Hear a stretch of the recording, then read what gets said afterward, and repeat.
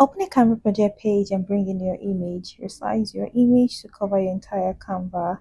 And once you're done adjusting that, head over to Edit, click on See All, scroll down to See Magic Grab, and let's simply grab our image from our background.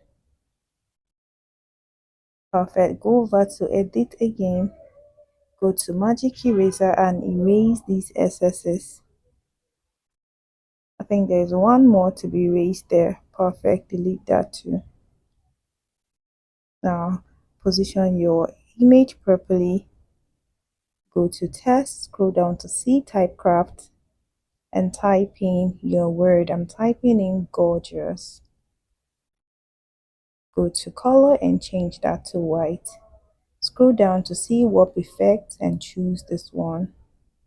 Now go to Edit Warp and simply adjust your text, kind of like to give it a more curved effect. Once you're done doing that, click on Add to Design. Increase the size of your text and duplicate it. Go back to this place and change the color of this one to yellow, then click on Update Element. Position that properly and duplicate this one. Go back to your Typecraft, go to Warp Effect and choose the lower part of the circle. Go to Edit Warp and simply adjust your text properly. Once you're done, click on Update Element. Duplicate this one again. Let's duplicate.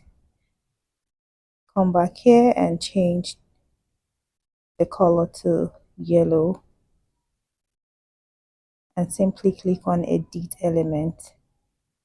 Now the next part of this tutorial is basically to position your text properly to give the circle effect.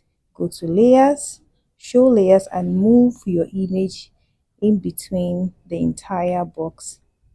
And now you have the circle effect with your image in the middle. And once you're done adjusting, here is the final result. If you enjoyed this tutorial, kindly subscribe, like, and share.